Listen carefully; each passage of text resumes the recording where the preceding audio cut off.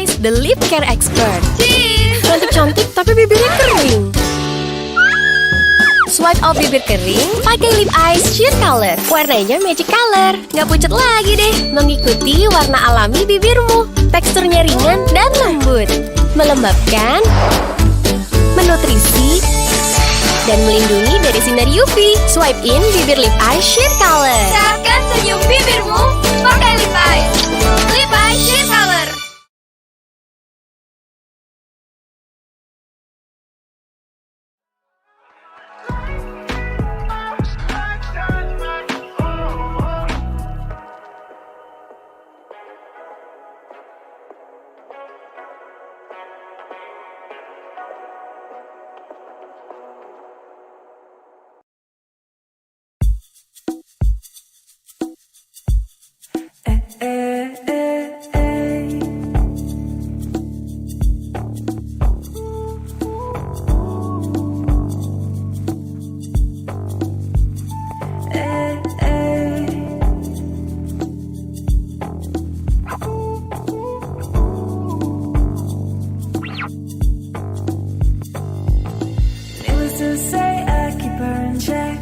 So bad, nevertheless. Calling it quits now, baby, I'm a wreck. Crashing my place, baby, you're a wreck. Needless to say, I'm keep her in check. She was so bad, nevertheless. Calling it quits now, baby, I'm a wreck. Crashing my place, baby, you're a wreck. Thinking in a bad way, losing your grip. Screaming in my face, baby, don't trip. Someone took a big L, don't know how to feel. Looking at you sideways, steady on a tail. Some things I just get confused. She wanna ride me like a cruise, and I'm not trying to lose. Ay. And you'll be left in the dust unless I stuck by you. You're the sunflower. I think your love will be too much. You'll be left in the dust unless I stuck by you. You're the sunflower. You're the sunflower. Every time I'm leaving on you, you don't make it easy, no. Wish I could be there for you. Give me a reason to go. Every time I'm walking out, I can hear you telling me to turn around. Fighting for my trust, and you won't back down. Even if we gotta risk it all right now. You know I'm scared of the unknown. You don't wanna be alone. I know I always come and go, but it's out of my control, hey. And you'll be left in the dust unless I stuck by you. You're the sunflower. I think your love will be too much. You'll be left in the dust unless I stuck by you. You're the sunflower. You're the sunflower.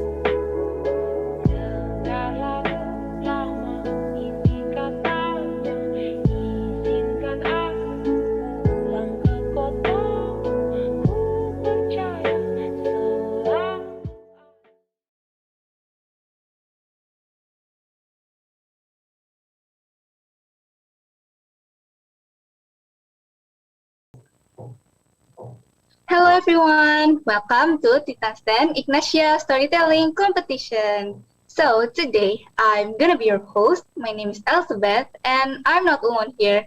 I'm with my partner, Celika. Hello everyone. So today is a big day, Alice, especially for the storytelling contestant. Because right now we're going to see the video that the contestants have submitted and also live judging. But before we get into that, I would like to say thank you so much to all the contestants because all of you submitted the video on time. But some of you submitted the video and the duration is not like we asked for, which is only 5 minutes. We want to say that we're really sorry for those because we will present only the first 5 minutes due to our limited time. Okay, so there will be 14 contestants who have been registered to this competition, and they are from several schools in Jakarta and also other cities. In this preliminary round, the story theme will be Si Pitung. So there are two scoring aspects, which is matter and performance. And our judges for this storytelling competition are Miss Ocha, Mr. Fadil, and last, Miss Susan. Hi! Okay, by the way, Celika, have you heard about Si Pitung? I think I've heard it from my teacher when I was in elementary school, but it's been so long, so I've already forgotten. I knew that. I think you should read more books, you know. But I'm too lazy to read books, Alice. Books are so boring and not interesting. Or maybe you should try to read imported books. Wow, imported books? They're expensive. And how do I get them? Well, actually, you can find them really easy in Mentari Books. It sells books with an international curriculum, so it really helps me to improve my English and my knowledge. It also provides many types of books. I see. Okay, Alice, I'll try to buy the books in Mentari Books so I can improve my English like you. So guys, back about the competition. Alice, I'm curious about what the winner should get. Do you know about it? Of course. So, the first winner will get 500k rupiah. And the second winner will get 300k rupiah. And the third winner will get 200k rupiah. And all the winners will get e-certificate. Wow, the prize is really interesting, yeah? I really look forward to the winners. So, without further ado, let's see the first contestant videos and what the judges think. Please welcome Karen Liu from Tiara, Kasih. Good luck, Karen Liu.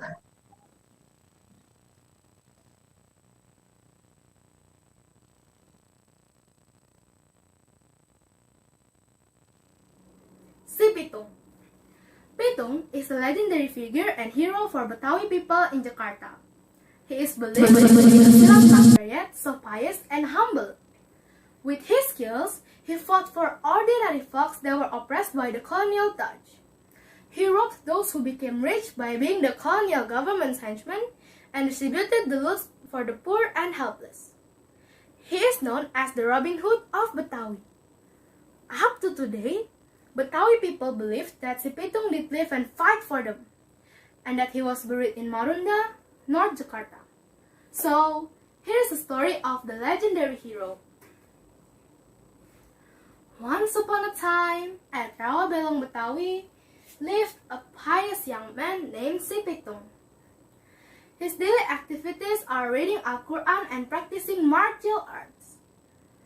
After years of learning, his ability to mastering religion and martial arts are getting upgraded. At that time, the Dutch were colonizing Indonesia. Pitung feels pity for the suffering of people in Betawi. Meanwhile, the Dutch and the landlord enjoy the luxurious life. One day, Pak Piun, Pitung's father, asked him to sell 2 goats to Tanah Abang market. He took the animals to the market right away. Without him realizing, 2 scary men were following him. He sold the goats quickly and put the money in his pocket. On his way home, he stopped by a small mosque. He wanted to take a rest for a while. He took off his clothes and got in the nearby river. The stalkers moved closer quietly and took the money from Petung's clothes.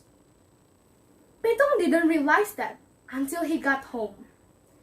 Angrily, he walked back to Tanah Abang market to find the thieves. When he did, they were hanging around with some people in the tavern at the time. Petung came to them and said, "Give me back my money." The people were surprised, then burst into laughter. One of them said, "You can take your money for sure, but you have to be one of us." "I cannot think of myself becoming a filthy thief," said Petung rudely. Offended by Petung's word, they set on Petung all at once. One by one, they got hit by Petung. Since that day, si Petung decided to dedicate his ability to help the weak. Together, they robbed rich people's houses and distributed to loot for the poor and helpless. Petung's name had been a talk among the people.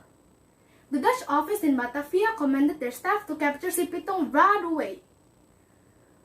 Knowing he was sought by so many people, Petung moved from one place to another down to Marunda. One day, the Dutch and the landlord managed to keep the information about Petung's family. So they kidnapped his parents and take them hostage. With great torture, they found out where Petung was hidden and his weakness. With those information, the Dutch attacked Petung. There was a great fight between Petung and his companion against the Dutch. Unfortunately, those secrets of his weakness were revealed. He was shot with real gold bullets. Eventually, Petung died. He was buried several days later. Hundreds of people came to the funeral of their hero and prayed for him. They would always remember si Petung, their defender and protector. Although in the end, si Petung got killed by Dutch bullets, he dies as a hero and he is always remembered by the people that way. This story conveys a message that a person who dares to stand up for justice and truth will bring goodness for himself and others. Thank you.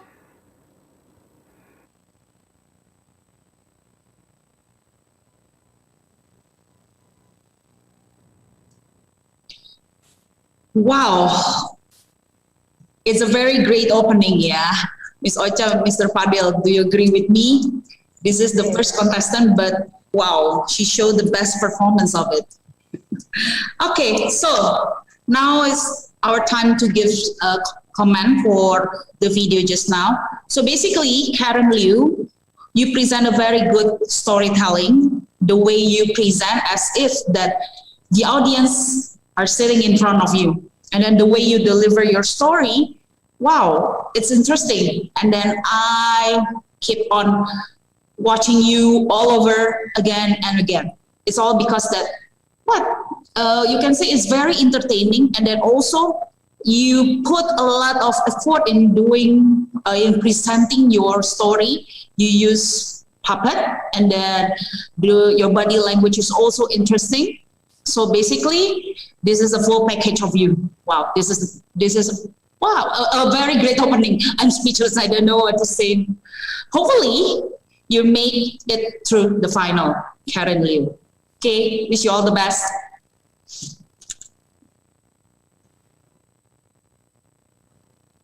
Back to the host, I think, because it's only one of us for the comment for each video, right? If I'm not mistaken. Okay, back to the host. Thank you.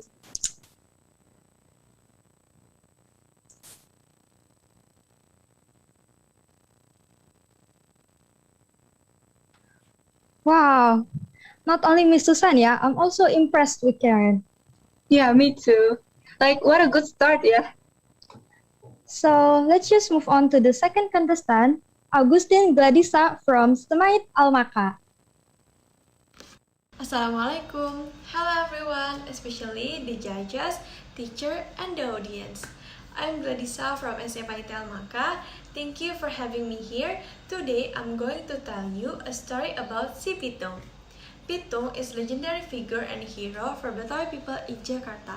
He is believed to be silat master, so pious and humble. With his skill, he fought for ordinary folk that were oppressed by the colonial Dutch. He rose become rich by being the colonial government headman and disturbed the loose common people. He is known as the Robin Hood of Betawi. Up to today, Betawi people believe that si Pitung did live and fight for them. Here is a story legendary si Pitung. Pitung comes from a small family. His father's name is Mr. Piung, his mother's name is Miss Pina. Pitung was born in Rawabelong, Kebayoran. Pitung is a good boy. He learned manners, recite Quran, helped his father at farm, pick coconut, and they collect their grass to their gods. In Rawabelong, there is an area was part of the power of the landowner named Babalep Hachat. Therefore, all citizens who live it must pay the taxes to him. The result of the taxes will be given to the Dutch government.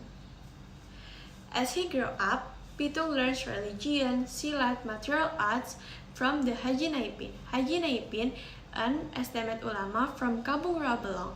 Haji Naipin sees potential in Pitung. Haji Naipin wishes that si Pitung will be a useful man in the future.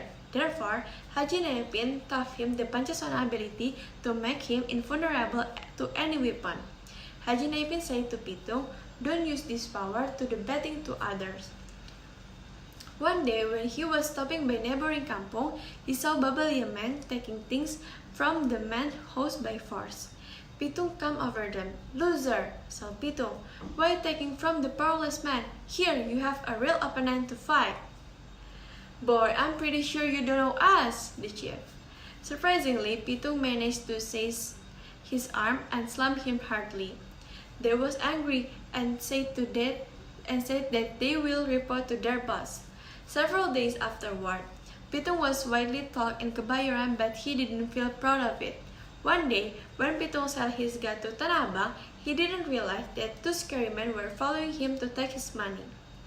When he was realized, Pitung was angry and begged to Tanah Abang to find the thief. Finally, Pitung found the thief. "Give me back my money." And then the thief answered, "You can take your money back, but you have to be one of us." And then Pitung said, "I cannot think of myself become a violent thief." The thief set on Pitung all at once, but one by one got hit by Pitung. Pitung's name had been talked among the people. Because of that, the colonial commander staff to picture si Pitung and looking for Pitung. Pitung didn't slack his action until he heard his father and master were in the police's hand. Pitung sent a message to the Dutch that he will come if they release his father and master. Not long after, Pitung was show up and Pitung's request to the master must be let go first. When Haji Naipin read, the police turned his guns to Pitung. "Finally, Pitung," says Kasih arrogantly. "Yes, but trust me, I will be run again," Pitung said. When Pitung tried to escape, but the police fired their guns and Pitung fell down covered with blood.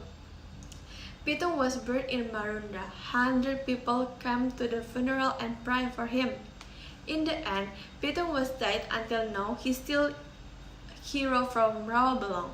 This story conveys a message that a person who dares to stand up for the justice and truth will bring godness from himself and others. And that is the end of my story. Thank you for your attention. I hope you all enjoy it. Bye bye.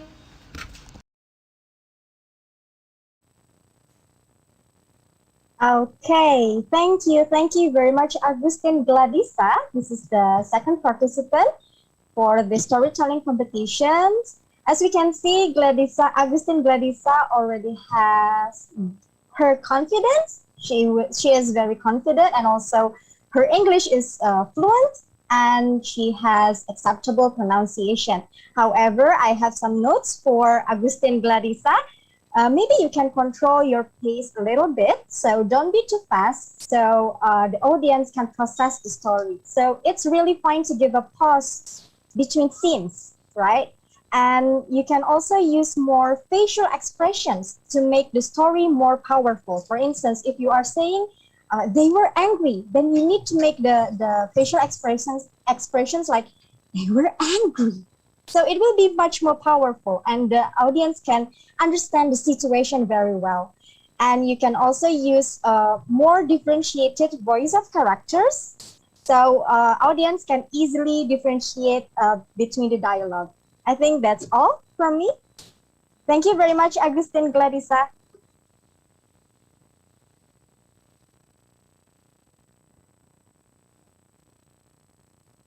Thank you, Agustin, Gladisa, and thank you, Miss Ocha, for the comment. So let's just move on to the next contestant, Kori Sundari from Seman 1 Cibadak. Hello everyone, good morning, good afternoon, and good evening for all who watch this video. My name is Kori Sundari. I am from SMA 1 Cibadak, and today I'm going to tell you a story. The title is Si Pitung, and hope you guys enjoy it. Pitung was a diligent young man, very polite and very devoted to his parents. As he grew up, he learned religion, silat, and other martial arts from Haji Naipin and Isti Ulama from Kampung Lawabala. Haji Naipin even thought him the Pancasama ability because he was assiduous and loyal student. The ability would make him invulnerable to any weapon. Lawabala, his kampung, was part of Kebayoran private land. Lim Jingsan becomes the landlord after purchasing the land from the Dutch government on the condition that he will pay the tax. In contrary to the land, Baba Lim hired some strongmen from the neighborhood. Their job was collecting taxes from the people who would not dare to fight a group of cold-blooded men like them.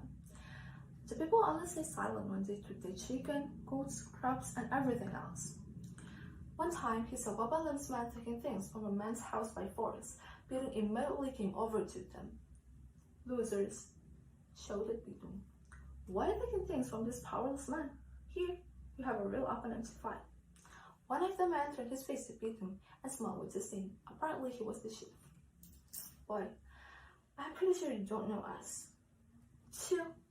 Pitung spat onto the ground. "6 big men harassing one guy? How do you expect anyone to know you are losers?" Pitung irritated the chief. The chief became furious and attacked him rampantly, thinking that the young man would be easy to knock down. Surprisingly, Pitung hit them in the face, making them faint or moan in pain. Those who were conscious rushed to carry their fellows away. They ran off.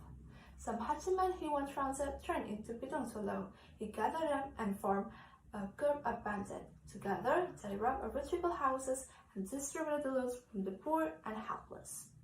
Pitung's name had been talked among the people. Shouhin ordered his personnel to find out where the figure was. Knowing that he survived so many people, Pitung moved from one place to another. Anytime he still did the same thing. But one day, Pitung and his gang got set up by the police. The police seized the house while Pitung was breaking into a district head house. One night, he got out of his prison through the roof, sending the whole jail into a sudden panic. Shouhin ordered his personnel to arrest Pitung and Haji Naipin. Pitung did not slack his action until he heard his father and his master were in the police's hand. At the time, the policemen pointed their guns to Haji Naipin. Not long after, Pitung showed up. He was alone. When Shouhin asked him to surrender, Pitung requested that his master and his father be let go first. They were free. Pitung came over to Shouhin, and finally Pitung said Shouhin arrogantly, "Yes, but trust me, I will run away again. I will refrain from my action, no matter how many of you guys are." So the Pitung with a smile. Pitung irritated Shouhin. He took a few steps back quickly and told his men to ready their weapons. The policemen fired their guns somehow. There, on the ground, Pitung covered with the blood. Pitung fell down, covered with blood. And several days later, Pitung was buried. Hundreds of people came to the funeral of the heroes and prayed for her. A couple of months later, Shouhin was fired by having gunned down a man who did not resist by being captured. Although, in the end, Si Pitung gets killed by the Dutch ballet. He dies as a hero and is always remembered by the people that way.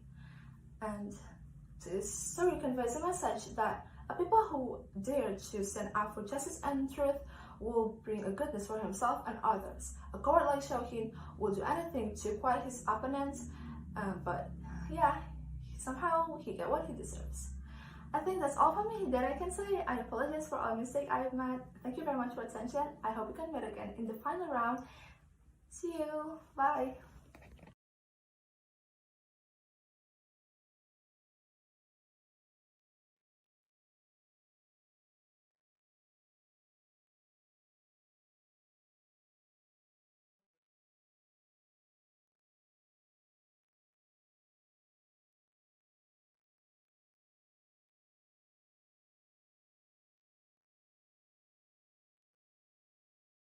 But there is one thing you can do.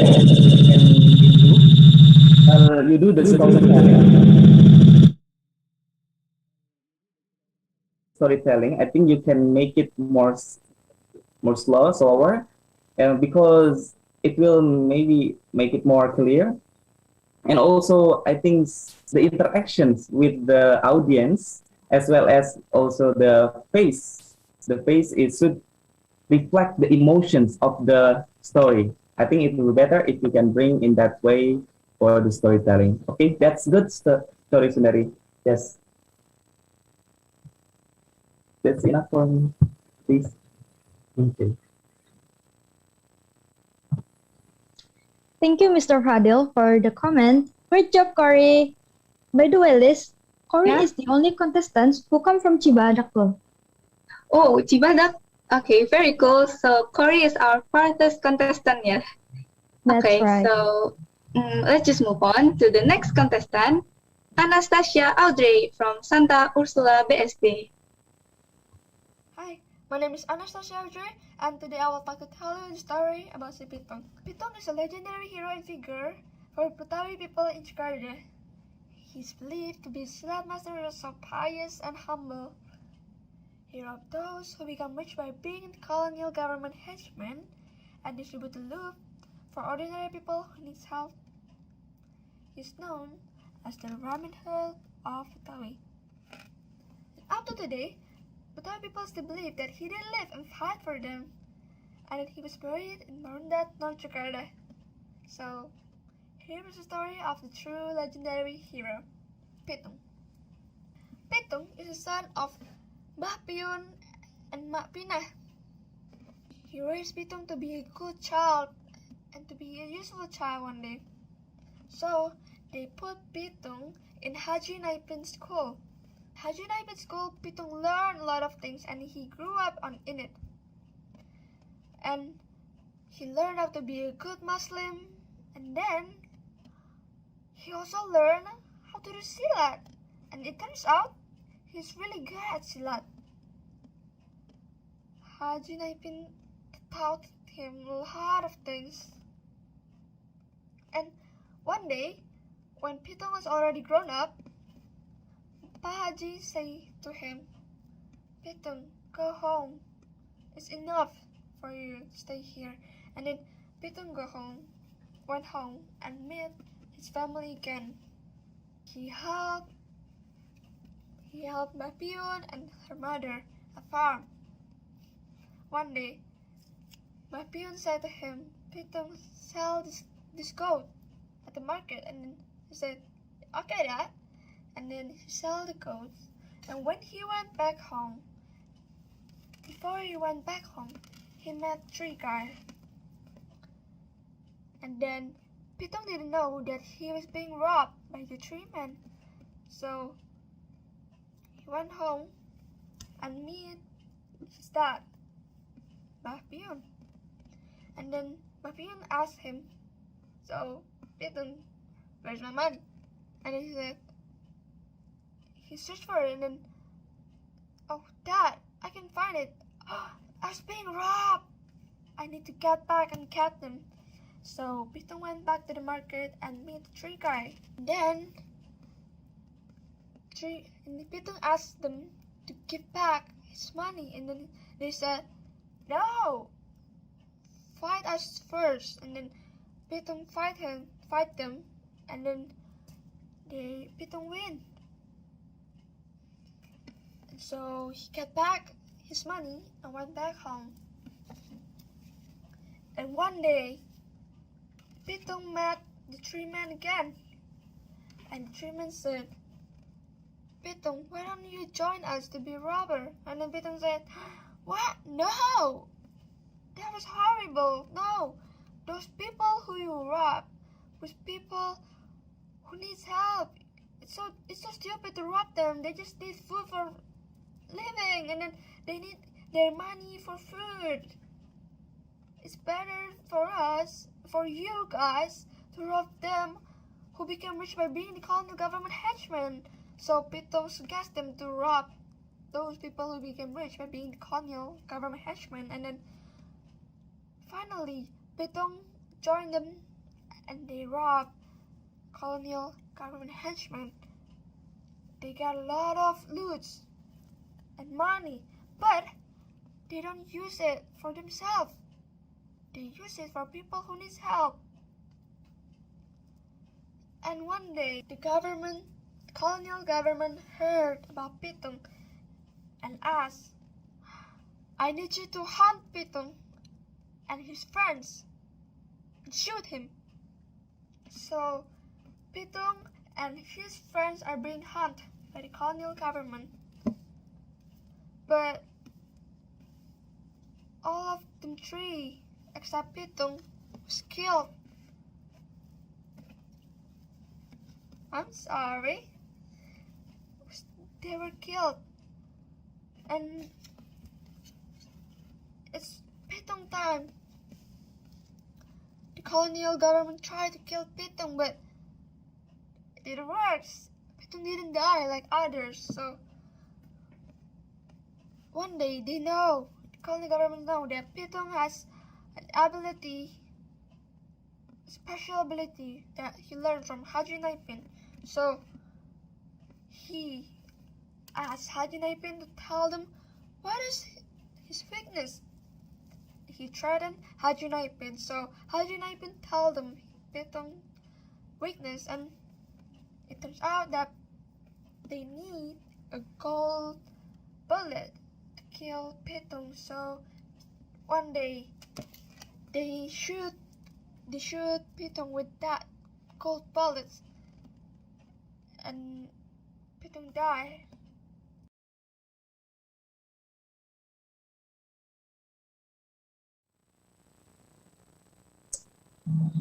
Wow. Okay. Anastasia Audrey. Wow. You use finger puppet, and then, well, basically that's a little bit challenging, the way you present your story using a puppet finger. Why I say this a little bit challenging, it's all because if you're not put it in the right place, in the right time, and then also with the right intonation and the storyline, it will confuse the audience. So just like just now, you a little bit miss of the puppet, which one is supposed to be Pitung and then the others. That's the challenge. Basically, the way you present the story, it's entertaining, and then it's also you use the right tone, and then all the expression, you put it in a good way. But there's I don't know, if I'm not mistaken, the way you present your story is for 5 minutes, more than 5 minutes, right? And then at the end, I'm looking forward to hear about the ending. You just make it only, you said, okay, Pitung died, that's it. What about what's next then after that? You didn't even say what about the colonial, and then also about the enemies and everything, and then what about the moral lessons? Because if I'm not mistaken, in storytelling, you're supposed, even though you're not only presenting the story, but you also have to deliver the moral lessons in order for us, the audience, we know, oh, the story teach us about this, and then we get this, and then what can we implement in our life? So don't forget, if you continue your step 2, the final round, please don't forget to put the moral lesson, Audrey. Okay, that's all for me. Thank you.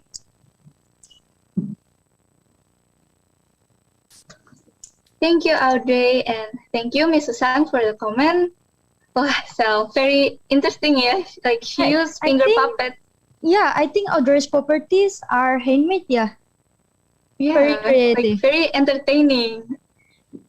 Okay, I'm getting more curious about the other contestant. So let's see the next contestant, Rhea Agatha from Santa Leo 2.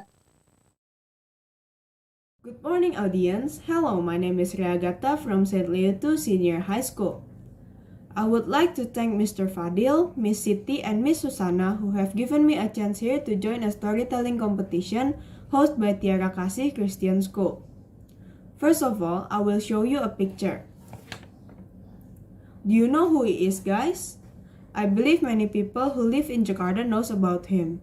At least you have ever heard his name, right? Correct. His name is Pitung. For Betawi people, Pitung is forever known as the Robin Hood of Betawi. He robbed rich people, especially those who work for the Dutch colonial, and distribute loot to common people. Here is his legendary story. Pitung was born in Rawabelong, a kampung that was part of the Kemayoran private land. Kemayoran was under Babah Lim, a landlord who got his land after purchasing it from the Dutch government. Pitung's father must pay tax to Babah Lim, and many times Babah used force to ask for the tax from people. Pitung was raised in a pious and modest family. His father, Mr. Piun, and mother, Mrs. Pina, taught him manners and recited Quran. He often helped his father at the farm. He always respected and talked politely to his parents. He was also known as a helpful man to his neighbors.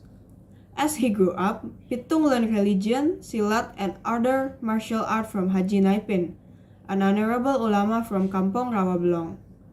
Haji Naipin became Pitung's idol since he taught Pitung many skills that will be needed for his future. One of the skills taught is Pancasona, ability to make Pitung invulnerable to any weapon.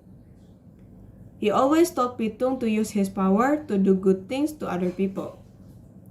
One time, Pitung was so furious and could not control his emotion when he met Babah Lim strongman who plundered chicken, goats, and some crops from a man's house by force. His mother ever stopped him from interfering in this situation. He listened to his mother, but another time, it happened again. He was really angry. He fought with the strong Babah Lim's men. In the end, he could defeat them all and make them run off. Many people talk about this fight several days afterward. Pitung himself didn't feel proud about this. He is such a humble person. There is a situation where Pitung finally decided to use all his skills to help the weak people. It was when his father once asked him to sell goats to Tanah Abang market. On his way back home from selling the goats, he didn't realize that he lost his money. Angrily, he went back to the market to catch the thief who stole his money. He met the thief. Pitung asked them to return his money, but the thief told him to be a filthy thief like them. Pitung said that it was really humiliating for him to be a filthy thief. He finally could defeat the thief by hitting them one by one. Since that moment, he decided to help the weak people. Pitung couldn't stand seeing his people got oppressed by landlords and the Dutch government. He formed a group of bandits. Together, they rob rich people's houses and distribute the loot for the poor people. Pitung has become people's talk everywhere he goes since then. Many landlords and rich people who took advantage of their own people by supporting the Dutch were afraid of him. Knowing he was searched by so many people, he kept moving from one place to another. He always gave what he took for the people in need, for those who suffering from colonialism. One day, he and his gang got arrested by the police. At that time, when Pitung was breaking a district head house, he soon confined at Grogol. Not long after he was confined, he managed to escape it and he did it successfully. The Dutch and local rulers tried to find a way to set Pitung and his gang up by arresting Haji Naipin and Mr. Piun. Pitung finally showed up to save his dearest teacher and his father. Haji Naipin was then released after Pitung promised to surrender himself to Mr. Scout Hain and a group of his policemen. In the end of the story, Pitung was seen falling down covered with blood after the policemen firing their guns somehow. Hundreds of people came to his funeral to commemorate him as their hero, defender, and protector. This story conveys a message that the person who dares to stand up for justice and truth will bring goodness for himself and others. The bad guy will also get what he deserves, a punishment. Thank you for listening to my story. Goodbye.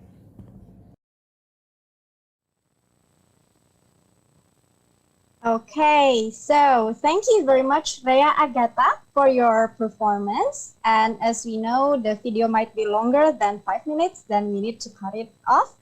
So thank you very much, Rhea Agatha, for your effort and also for your fluency in speaking in English. You have a good pronunciation and you also have a good confidence. However, you need to remember that the first thing you need to make sure is you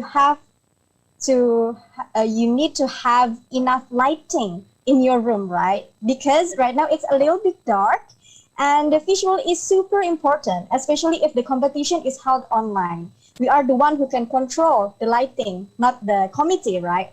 And it is super fine if we don't use any property, but remember, we can make a great storytelling by using our own body.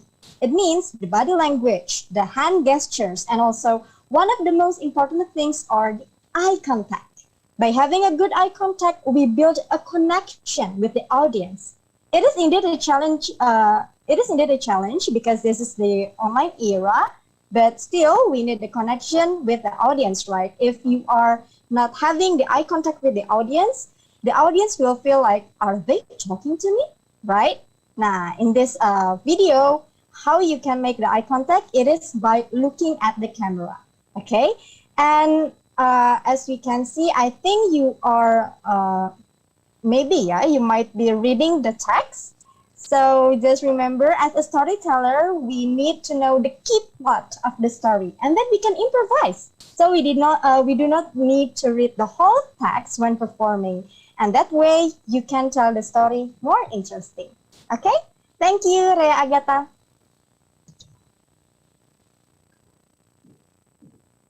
Thank you, Rhea Agatha, and thank you, Miss Ocha, for the comment. Our next contestant came from the same school as the previous contestant. Who is she, Alice? It's Claudia Dorothy from Santa Leo 2. Greetings, ladies and gentlemen. I'm Claudia Dorothy Tumiwa, and today I would like to tell you a story that is titled Si Pitung. Pitung is a legendary figure and hero for Betawi people in Jakarta. He is believed to be a silat master, yet so pious and humble. Furthermore, he is also known as the Robin Hood of Betawi. Up to today, Betawi people believe that Si Pitung did live and fight for them and that he was buried in Marunda, North Jakarta. So, without further ado, here is a story of the legendary hero. Once upon a time, there lived a man called Papiyun who worked as a farmer. He lived with his wife, Bupina, and 3 children. His wife and him were expecting a child within days. Papiyun hoped that his soon-born child would be a useful child in the future. Rawa Belong, his kampong, was part of Kebayoran private land that was owned by Liam Chengsun, who purchased the land from the Dutch government with a condition that he would pay the tax. In controlling the land, Baba Liam hired some strong, cold-blooded men to collect the taxes from the neighborhood.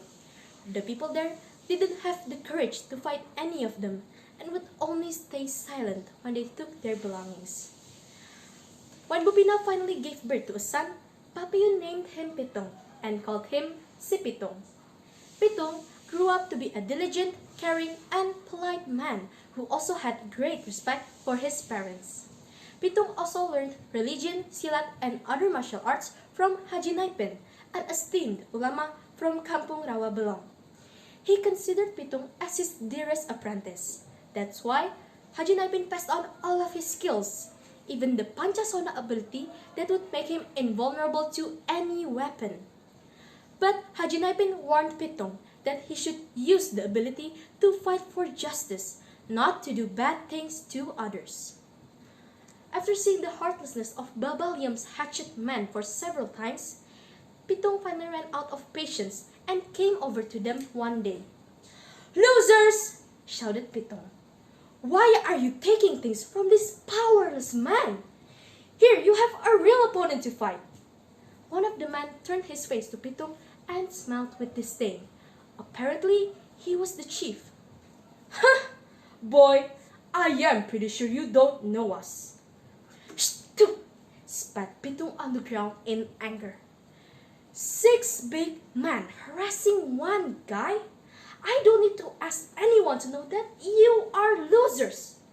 The chief became furious and tried to attack him with his henchmen. Even so, Pitung managed to defeat all of them. In the end, they ran off saying that they would report him to their boss.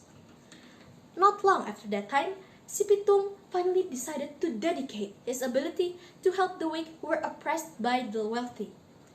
He formed a group of bandits to rob rich people's houses and distributed the loot to the poor and helpless. Because of Pitung's rising popularity, everyone who was siding with the Dutch were very much concerned. The Dutch office in Batavia also tried to capture Pitung as soon as possible. Scout Hein, the controller of Kebayoran district, even offered a big amount of money to anyone who was willing to share about Pitung's whereabouts. But Pitung always managed to escape from their grasps. However, one day they managed to arrest Pak Pion and Haji Naipin to torture them in revealing about Pitung's whereabouts. But the both of them did not speak a word and were sent to jail.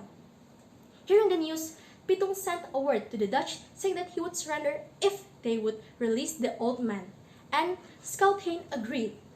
On the given day, Pitung came forward after the old men were freed. And because of Scout Hein's irritation towards Pitung, he ordered the men to ready their weapons. The policemen fired their guns somehow and shot Pitung. Hence, Pitung fell down covered with blood. He was buried several days later, and hundreds of people came to pray for him. Everyone would always remember si Pitung, their defender and protector. A couple of months later, Scout Hein was fired for having gunned down a man that did not resist when being captured. Although in the end si Pitung got killed, he died as a hero and is always remembered by the people that way. This story conveys a message that anyone who is willing to stand up for justice and truth will bring goodness for himself and others. A coward like Scout Hein would do anything to quiet his opponents, but he will get what he deserves.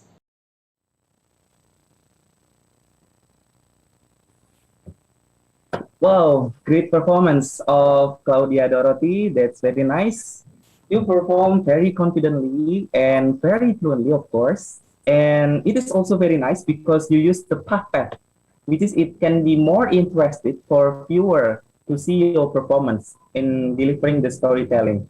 And also you have you do some action that for the some scenes of the storytelling, which is that's very good to emphasize the great point of the story. And of course, your English also is so quite good. Your vocabulary, your grammars, and your pronunciation is very nice.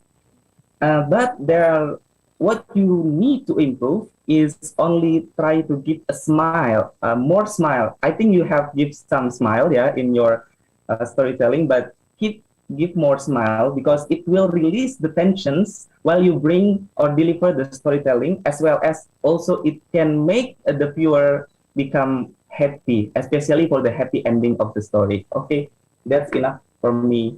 Good, Claudia Dorothy. Thank you, Claudia, and thank you for the comment, Mr. Fadil.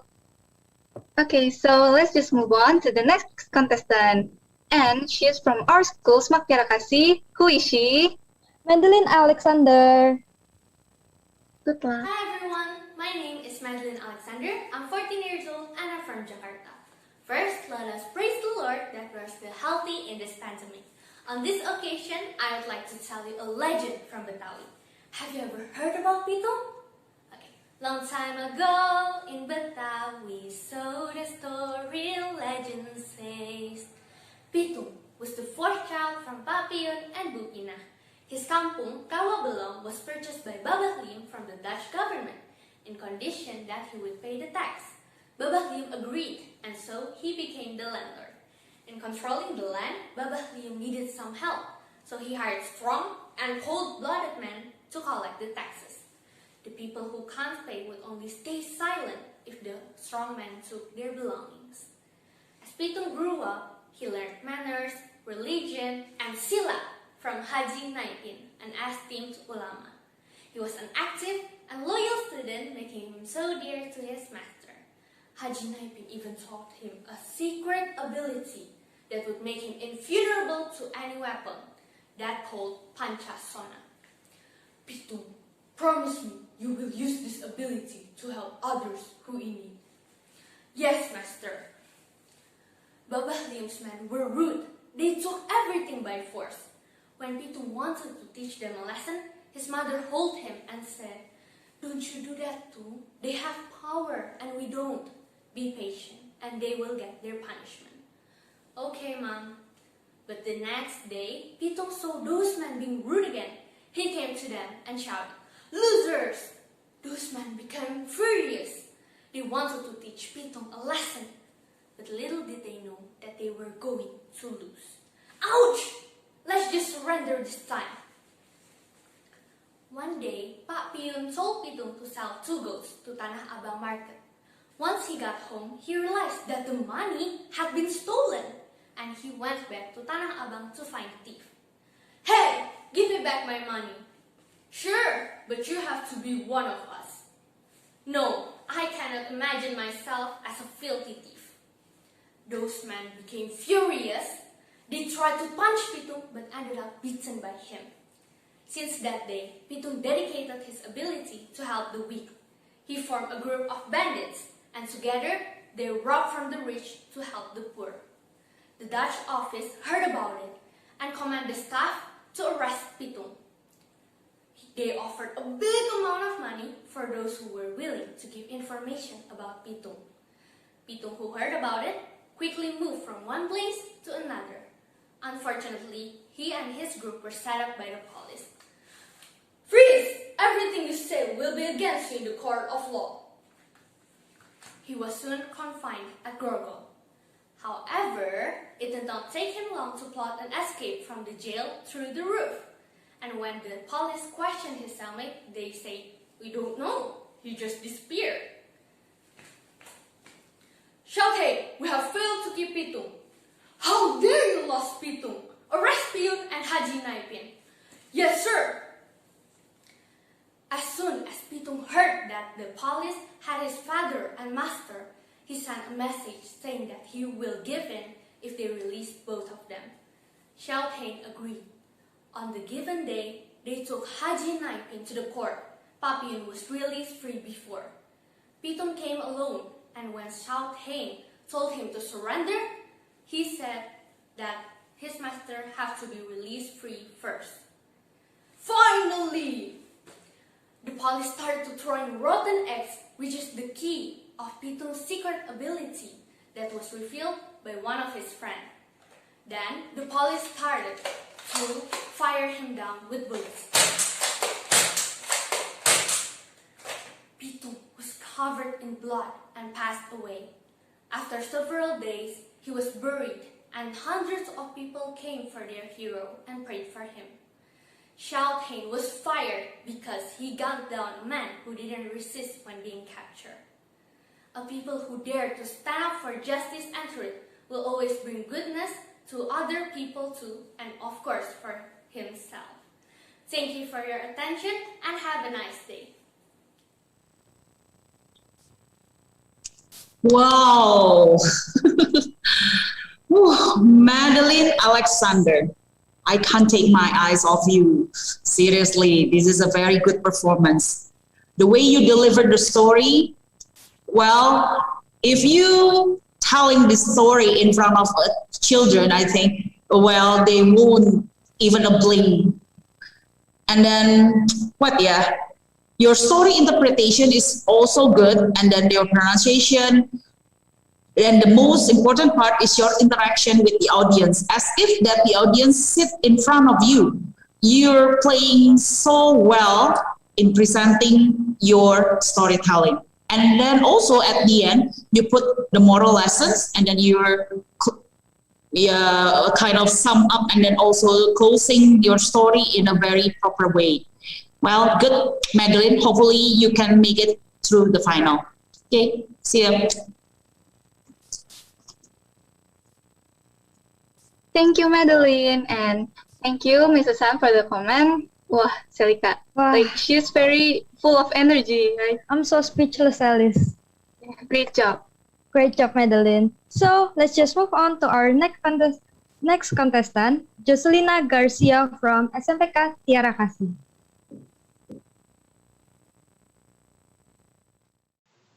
Hello, my name is Jocelina Garcia from grade 9 of SMP Tiara Kasih. And today I will talk about si Pitung, who was a legendary figure for Betawi people in Jakarta. Long time ago, during the Dutch colonization, Pitung was born. Like other Betawi kids in general, Pitung was raised by his own family in Kampung Rawabelong, his village. He grew up to be a brilliant boy who had great respect and care towards others. He also learned silat and other martial arts from his teacher Haji Naipin, who was also an esteemed ulama from the neighborhood. One day, Pitung finally saw with his own eyes the heartlessness of the landlord's henchmen. They were destroying a man's home, plundering his chickens, goats, crops, and everything else, and that infuriated him. From then on, he decided to dedicate his abilities to help the poor and powerless by robbing rich people's houses and distributing the loot to the common folk. He couldn't stand seeing his own people in misery, being oppressed by the landlords and the Dutch. This made the landlords and the local rulers who sided with the Dutch very much concerned. Therefore, they reported this matter to the colonial government. Then Shout Hain, who was the controller of Kebayoran district, was assigned this task of capturing si Pitung. After many failed attempts, he decided to capture his father and Haji Naipin to tell him where Pitung was. He even tortured the poor old man. However, they did not speak a word regarding his whereabouts. Pitung was still doing his thing until he heard that his father and his teacher were in the hands of the Dutch. He sent a message to them that he would give in only if they released his father and his teacher. Shout Hain agreed. On the given day, Haji Naipin was brought to a court. Meanwhile, Pitung's father had been released beforehand. On the court, a troop of policemen pointed their guns to Haji Naipin. Not long after, Pitung showed up. He was alone. When Shout asked him to surrender, Pitung demanded that his teacher must be let go first. Haji Naipin was freed. Then Pitung came forward to Shout Hain, and the troop of policemen turned their guns to Pitung. Finally, Pitung, said Shout arrogantly. Yes, but trust me, I will run away again, no matter how many of you guys are here, answered Pitung calmly. Shout then took a few steps back and told his men to ready their weapons. Haji Naipin, who was still there, was trying to stop them, but pew, the policemen had fired their guns. There, on the ground, Pitung was surrounded by blood. He was dead. Several days later, Pitung was buried in Marunda, and hundreds of people came to the funeral of their hero and prayed for him. A couple of months later, Shout Hain was fired for having gunned down a man who did not resist when being captured. Although, in the end, Pitung was killed by the Dutch, he died as a hero and will always be remembered that way. He is now known to be the Robin Hood of Betawi. This story conveys a message that a person who dares to stand up for justice and truth will bring goodness to himself and others. Meanwhile, a coward like Shout Hain will try everything to eliminate his opponents, but anyhow, he will face the consequences sooner or later. Alright, this is all for my storytelling. Thank you so much for listening. Yeah, thank you very much, Joselina Garcia. Yeah, your performance is just on time, 5 minutes, right? And I really appreciate your performance. You have a good intonation. I really like that. It means you know when to pause, and then I could see that you understand the story very well. And you also already share the moral values of the story, which is very great. And I think that there are several things that need to be improved. That is, you need to give more facial expression, right? So the audience know the different situations in the story. It will help the audience to understand more about the story, and you need to have clearer articulation, so the audience can listen to your story very well. And you can also show your body language, so you can grab the audience attention. However, you already showing a good gestures and expression at the last half of the video. It will be much better if you show your body language from the beginning of the story. Or maybe, just maybe, you already show your body language from the start, but it is not seen in the frame, right? Because the frame is already square. Meanwhile, your hands is on the bottom of the screen. So us, the audience, cannot see the body language. So this is important to make sure that you are on the frame. I think that's it from me. Thank you very much, Joselina Garcia.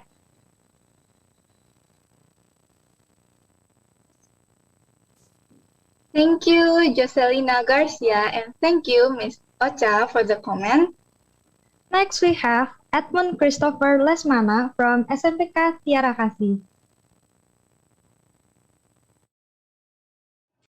Good morning all! My name is Edmund from Tiara Kasih Junior High School 7-2 class. In this opportunity, I would like to tell you all a story about Pitung, a Betawi hero. As we know, Pitung is a legendary hero for Betawi people in Jakarta. He is believed to be a silat master. With his skills, he fights and helps to defend powerless Betawi people from the tyrant Dutch government. He is known as the Robin Hood of Betawi. Now, I will tell you all the story about si Pitung. One afternoon, Pak Pion, Pitung's father, was sitting on the porch after working all day long in his farm.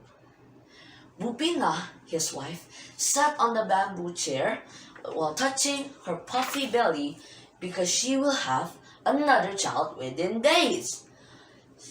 Suddenly, one of his children asked Pak Pion, "Father, why did you let Baba Lim's people to take away our crops?"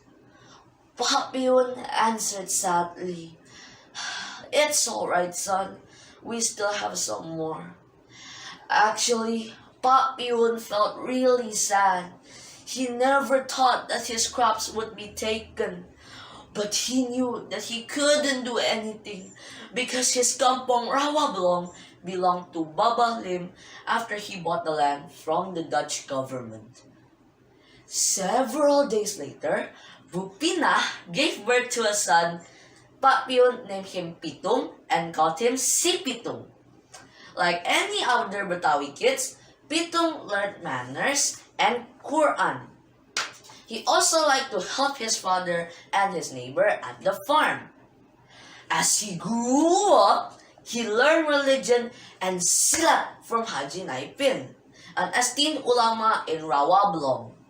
Pitung showed great skills, and Haji Naipin passed all his skills to Pitung. Pitung felt really honored. Haji Naipin even taught him the Pancasona ability that made him invulnerable to any weapons. But Haji Naipin said to Pitung, "Pitung, you should use this ability to help people and fight for justice. Never use this ability to do the wrong things." "Yes, master, I will do my best with this ability," said Pitung bravely. One day, Pitung saw with his own eyes the cruelness of Baba Halim's men. They came to a villager's house to take his chickens, goats, and the crops from his barn by force. Pitung was so angry and he wanted to teach them a lesson. But his mother stopped him. No, Pitung, you can't fight them. Let them have their own punishment. Pitung obeyed his mother. But on the other day, once again, he saw Baba Halim's men taking things from the villagers by force. He couldn't stand it and felt much anger in his heart. He stepped in and shouted, "Losers! Why are you taking things from the powerless men? Here, you have a real opponent to fight." One of the men fight against Pitung and said, "Boy, I am pretty sure you don't know who we are. 6 big men harassing one guy? Sure, you all are losers." Then they started to fight. One by one was defeated by Pitung. The hatchet men were all defeated and they ran away from Pitung, and one of them said, "Get ready, boy, we will come back to give you a lesson." One day, Pitung went to Tanah Abang market to sell his goats. After finished selling his goats, he took a rest near the river. He didn't realize that there were some men following him since he was in the market. Those men stole his money. Pitung didn't realize that his money was gone until he reached home. He was furious and went back to the market to take back his money. "Give me back my money," said Pitung. "Ha ha ha ha! You can get your money back, but you will be one of us." "I will never be a filthy thief like you," said Pitung furiously. Then they fight again, but of course, Pitung could beat all 6 of them easily. Since that day, Pitung decided to fight back and defend Betawi people from those cruel men. He gathered his friends to rob the rich Dutch people and distributed the loot to the poor people. Soon, Pitung's name were famous all around the people, and the Dutch people were very angry, and the Dutch colonial asked the staff to capture Pitung.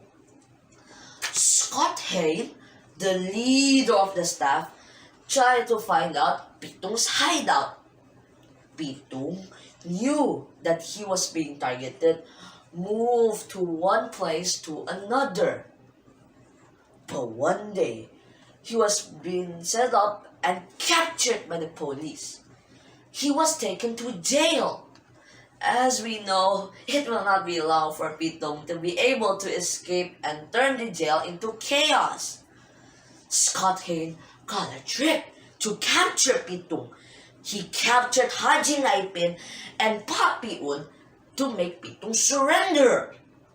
Pitung, who knew that his master and his father were being captured, sent a message to Scott Hayne that he would surrender if they freed his father and master. Then, Pitung went to the court to surrender. Scott Hayne released his father and his master, but he never intended to put Pitung in jail. He wanted to kill Pitung. He gave signs to his men to get ready with their weapons.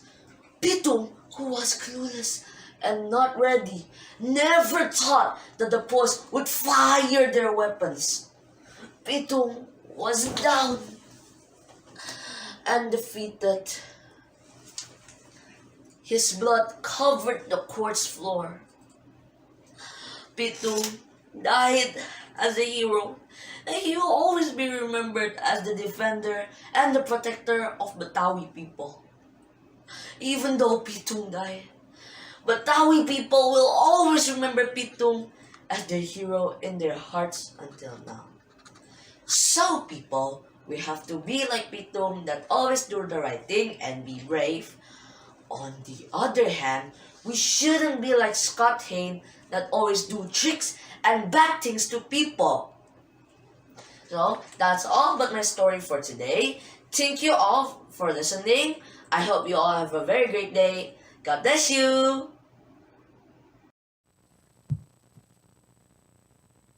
Wow, very, very excellent. Your storytelling performance is quite excellent. Great, Edmund Christopher. I do appreciate. Thank you very much for bringing that very nice storytelling performance. I think you really master the stage.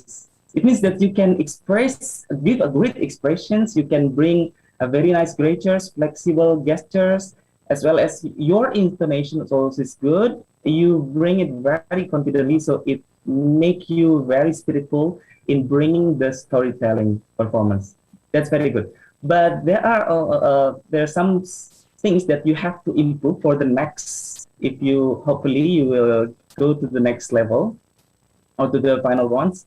There are two things. First, that you have to be aware between the load and a proper voice. I mean, you have to differentiate which one is the load and the proper voice that you have to emphasize in which the voice that you have to make a load. Because sometimes the audience get disturbed when you have a load sounds. So you have to be aware of that. And one more, you have to be aware with the time of management, because I think you present in 8 minutes while the committee only give you 5 minutes. It means that you are offered 3 minutes. You have to be aware of that, because it will not make your storytelling not efficient and also effective. So for the next, be prepared and good.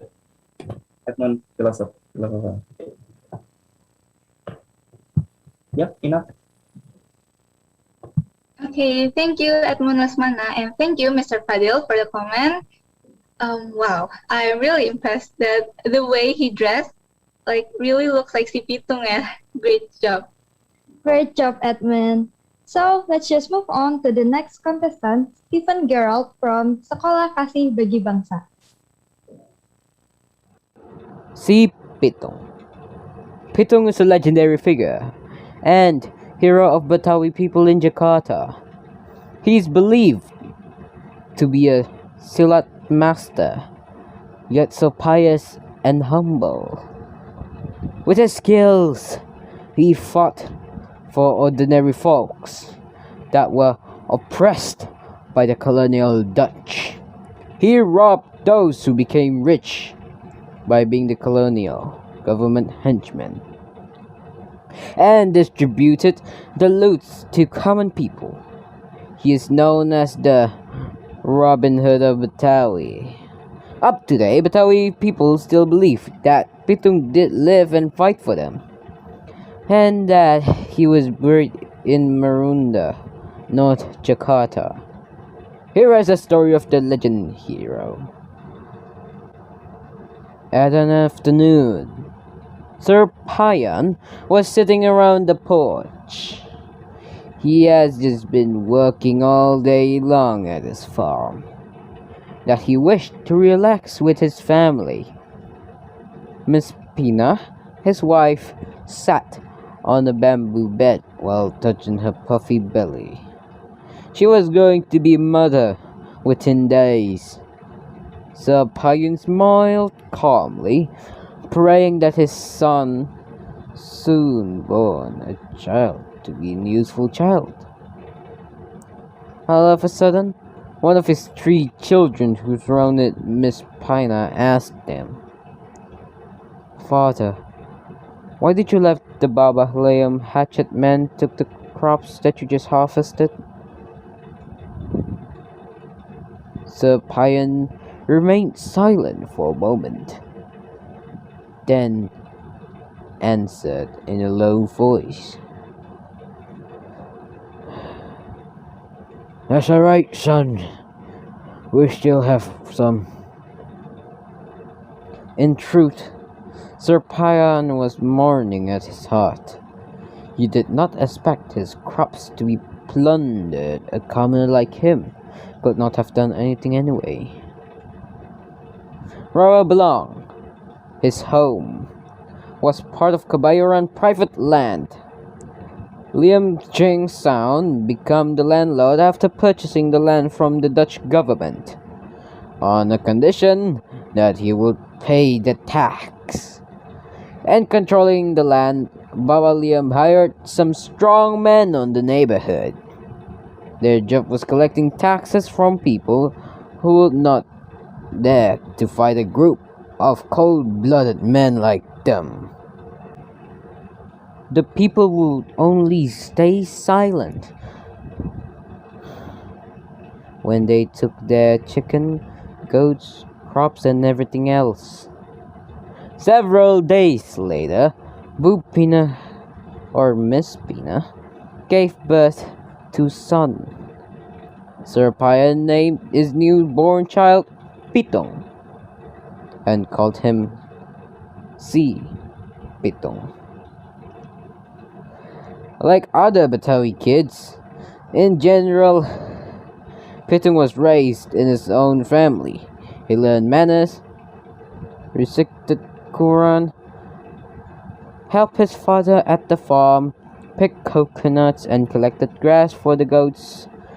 Oftentimes, he voluntarily let the land to his neighbors. That was a bit wrong. Well, Pitong observed God's commands. He prayed and fasted, and always talked politely. He had great respect for his parents too. As he grew up, Pitong learned religion, silat, and other martial arts from Haji Naipin, an esteemed ulama from Kampong Rawa Belong. The boy showed that he was a serious and loyal student, making him dear to his master. To him, Najiapin passed on all of his skills with hope that Pitong would be an useful man for others in the future.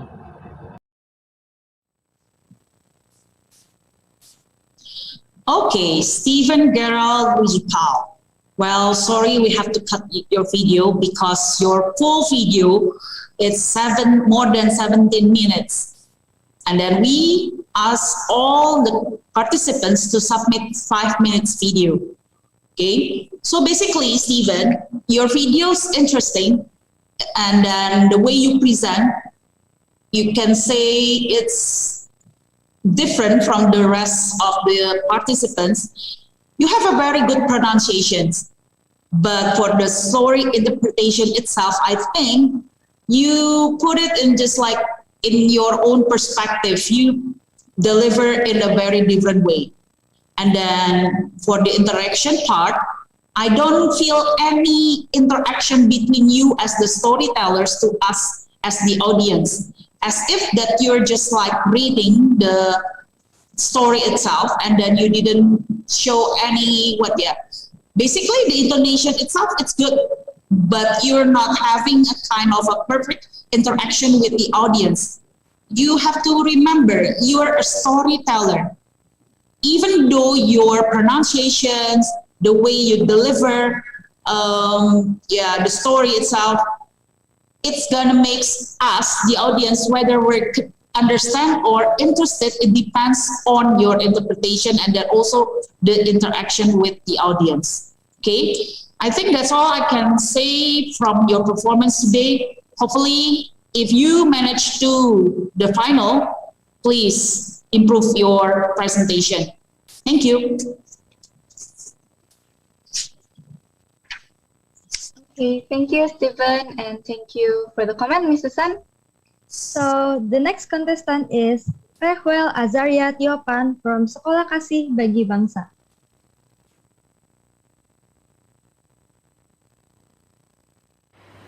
Si Pitong. Pitong is a legendary figure and hero for Betawi people in Jakarta. He is believed to be a silat master yet so pious and humble. With his skills, he fought for ordinary folks that were oppressed by the colonial Dutch. He ruled those who became rich by being the colonial Dutch government headsman. and distribute the loot to common people. He is known as the Robin Hood of Betawi. Up to today, Betawi people believe that Si Pitung did live and fight for them, and that he was buried in Maruda, North Jakarta. Here is a story of the legendary hero. At an afternoon, Papillon was sitting around on the porch. He had just been working all day long at his farm. For the time, he wanted to relax with his family. Bupina, his wife, sat on a bamboo bed while touching her puffing belly. She was going to be a mother within days. Papillon smiled calmly, praying that his son-born should be a useful child. All of a sudden, one of these three children was surrounded. Bupina asked him, "Father, what do you let Baba Liam had it meant to the crops you just harvested?" Papillon remained silent for a moment, then answered in a low voice, "That's all right, son. We still have some."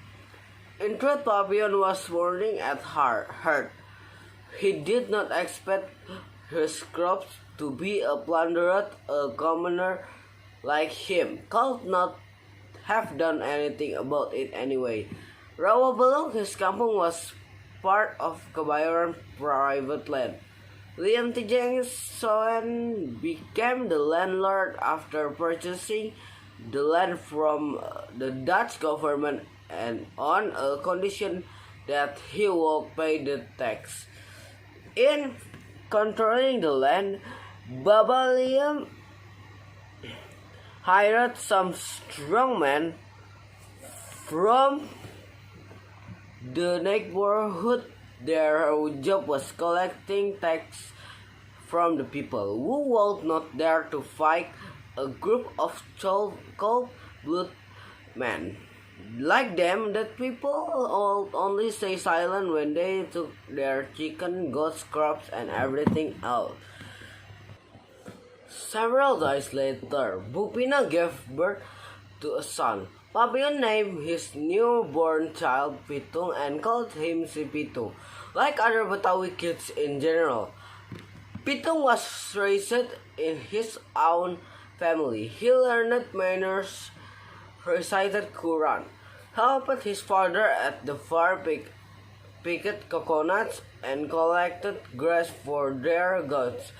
Oftentimes, he voluntarily lent a hand to his neighbor. Pitung observed God's command, prayed and fasted, and always talked politely. He had great respect for his parents too. As he grew up, Pitung learned religion, silat, and other material art from Haji Naipin. An estimate ulama from Kampung Rawabelong, the boy showed he was as assiduous and loyal student, making him dear to his master. To him, Haji Naipin passed on all of his skills with a hope that Pitung would be a useful man for others in the future. Haji Naipin even taught him the Pancasona ability that will make him invulnerable to any weapon. Haji Naipin said to Pitung, "This ability is for you to fight for the powerless against injustice. Don't use your power to do bad things to others." It was an honor for Pitung to be Haji Naipin's pupil, yet he stayed humble. Pitung treated others kindly all the time, but he was anyhow a young man with a flaming passion. He had a relationship with Aisha, a pretty girl in the neighborhood, and promised her a marriage once they both came of age. Okay, thank you very much, Rehuel Azaria, if I'm not mistaken. Thank you very much, Rehuel, for your performance. I really appreciate your effort and also your confidence and also your willingness to participate in the competition. It's a very good start for you. And just a little note from me, when a storyteller tells a story, they do not read it, they tell it. It's a very different term. And it means you need to know and understand the story, then you retell with your own style to the audience. We need to give the soul to the story, so it will be lively. How could we do that? That is by showing body gestures and also eye contact to the audience. If you are sending a video, then that means you need to look at the camera, and also you need to have more interaction with the audience, so they feel that you are telling a story to them, not you are reading a story for yourself, right? And you need to be aware with the surrounding. Make sure to set your surroundings, support your story. It is one of the strategy to make your story powerful. I think that's all from me. Thank you very much, Rahwell.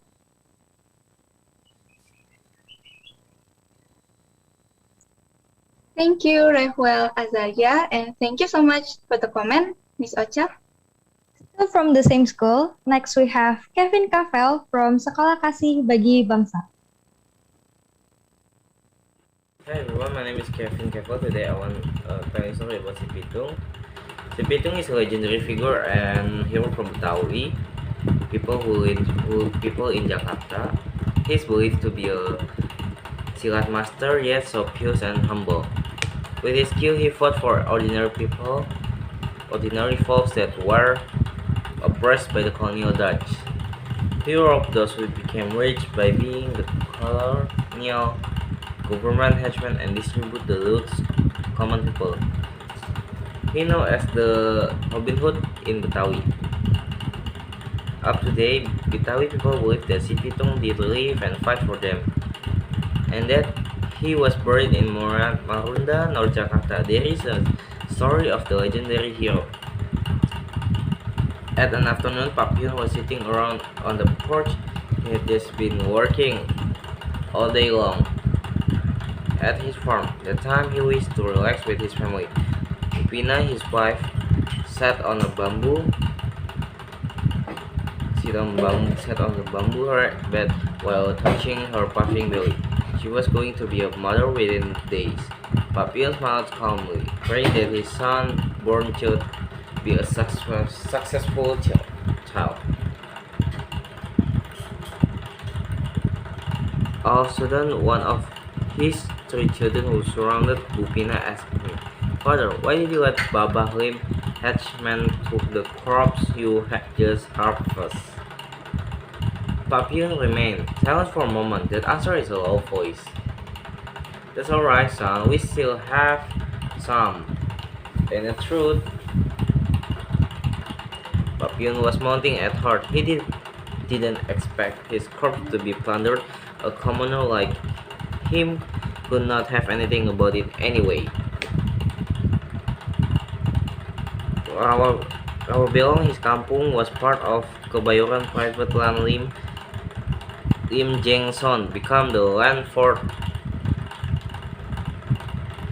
after purchasing the land of the Dutch government on the condition that they would pay the tax. Several days later, Bupina gave birth to a son. Papion named his newborn child Pitung and called him Si Pitung, like other Betawi kids in general. Pitung was raised in his own family. He learned manners, recited Quran, helped his father at the farm, picked coconuts, and collect grass for their goats of time. He voluntarily lent a hand for a neighbor. Pitung observed good commands, prayed and fasted, and always talked politely. He had great respect to the parents too. And as he grew up, Pitung learned religion, silat, and other martial art from Haji Naipin. An esteemed ulama from Kampung Rawabelong, the boy showed he was assiduous and loyal student, making him dear to his master to him. Haji Naipin passed all skill with the hope that Pitung would be a useful man for the future. Haji Naipin even taught him the Pankasona ability that would make him invulnerable to any weapon.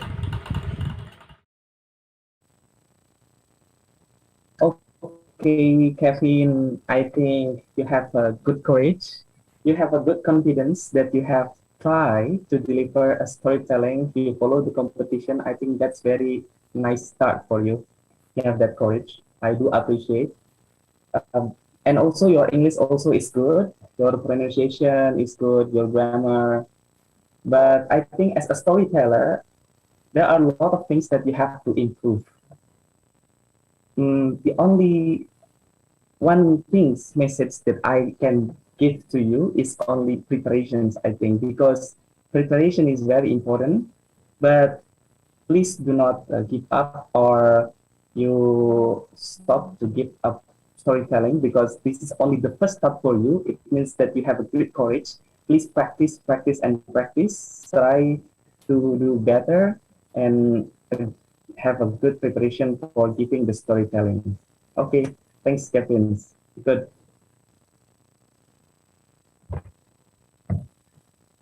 Thank you, Kevin, and thank you so much, Mr. Fadil, for the comment. Let's move on to the next contestant, Patricia Audrey Susanto from SMPK Tiara Kasih. Si Pitung. Pitung is a legendary figure and hero for Betawi people in Jakarta. He is known as the Robin Hood of Betawi. Up to today, Betawi people believe that Si Pitung did live and fight for them, and that he was buried in Marunda, North Jakarta. Here's the story of the legendary hero. In Rawabelong lived a man named Pak Pion and his pregnant wife Bupina. Bupina gave birth to a boy who they named Pitung. As he grew up, he learned religion, silat, and other martial arts from Haji Naipin, an esteemed ulama from Kampung Rawabelong. Haji Naipin also taught him the Pancasona ability that would make him invulnerable to any weapon. He told Pitung to only use his power to defend the powerless against injustice. Because, in Rawabelong, his kampung, was part of Kebayoran private land. Liam Cheng Soen became the landlord. Controlling the land, Baba Liam hired some strong men from the neighborhood. Their job was collecting taxes from the people who would not dare to fight a group of cold-blooded men like them. Si Pitung decided to dedicate his ability to help the weak. He could not stand seeing their misery, being oppressed by landlords and the colonial government. Some hatchet men he once trounced turned into his fellows. He gathered them and formed a group of bandits. Together, they robbed rich people's houses and distributed the loot for the poor and helpless. The landlords and rich people who took advantage of their own people by siding with the Dutch were very much concerned. They reported the problem to the colonial government. The Dutch office in Batavia commanded their staff to capture Si Pitung right away. Scout Heine, the controller of the Kebayoran district, ordered his personnel to find out where the fugitive was. He offered a big amount of money for anyone telling him Si Pitung's whereabouts. Knowing he was sought by so many people, Pitung moved from one place to another down Marunda. But one day, Pitung and his gang got set up by the police. He was soon confined at Grogol. Nonetheless, it did not take long for him to plot an escape.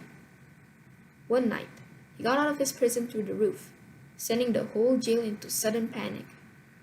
Scout Heine ordered his men to arrest Pak Pion and Haji Naipin.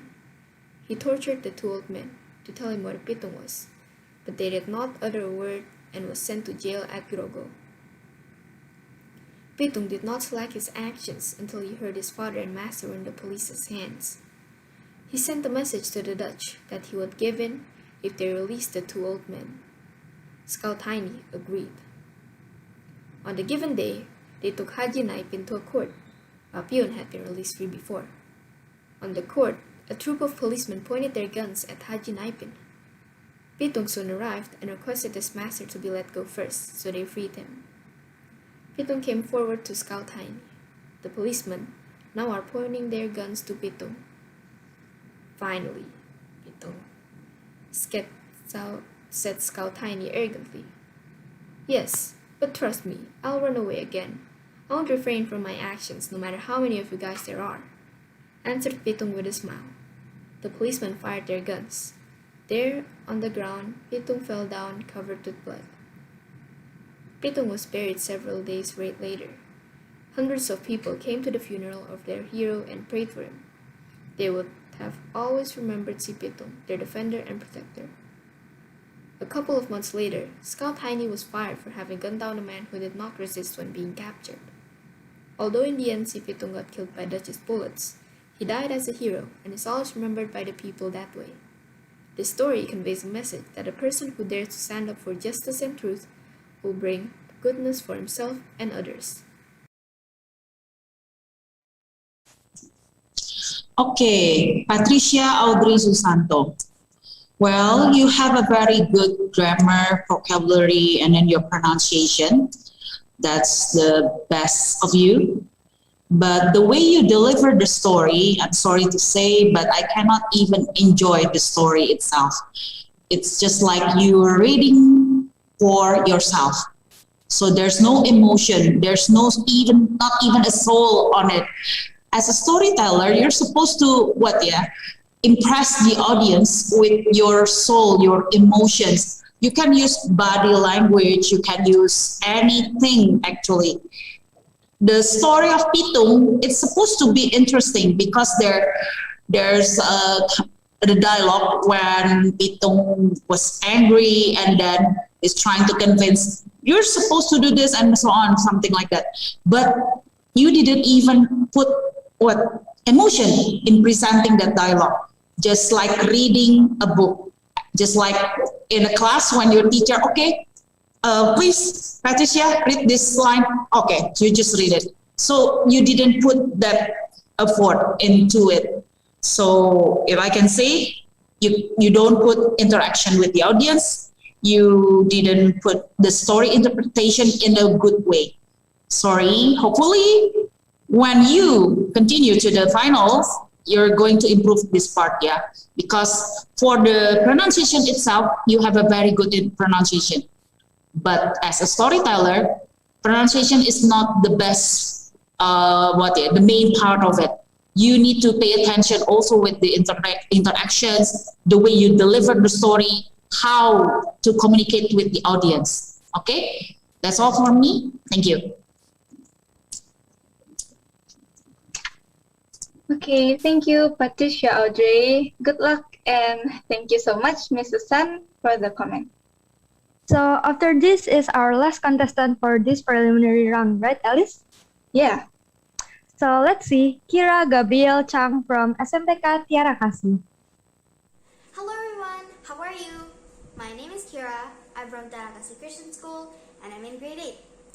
Today I'll be telling you guys the story of Si Pitung. You guys to sit back, relax, and enjoy the story.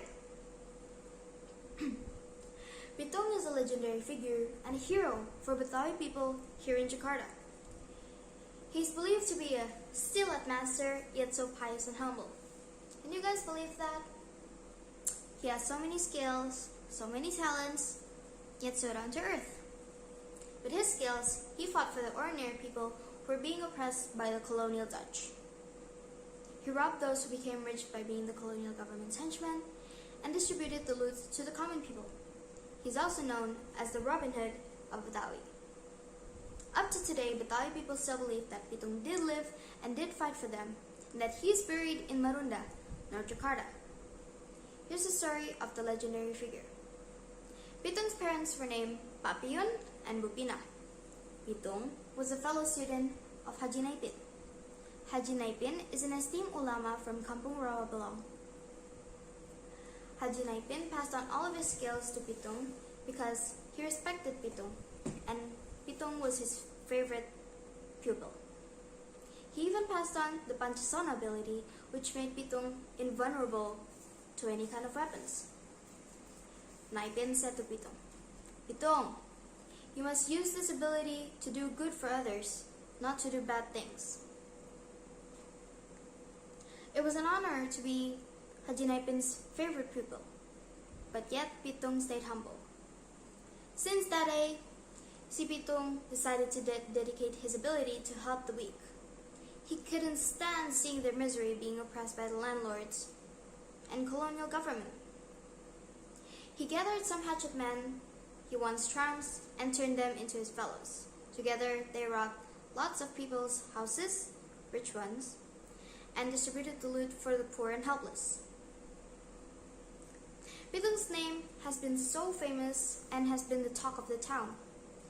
The landlords and rich people who took advantage of their own people by siding with the Dutch were very much concerned. They reported the problem to the colonial government. The Dutch office in Batavia commanded their staff to capture Si Pitong right away. Shout Heine, the controller of Cabayaran district, ordered his personnel to find out where the fugitive was. He was offering a big amount of money to anyone who was gonna tell where the Pitong is. Knowing he was sought by so many people, Pitong moved from one place to another down to Marunda. That time, he continuously ransacked from other people's houses, telling local rulers and the landlords. He gave what he took to the people in need, to those suffering from colonialism. One day, Pitong and his gang got set up by the police. That time, they were breaking into a district head's office. The police seized the house while Pitong was inside. He surrendered to the police and let his fellows run away. He was soon confined in Grogol. Nonetheless, he escaped pretty quickly. "Where's Pitong, boys?" they asked Pitong's cellmate.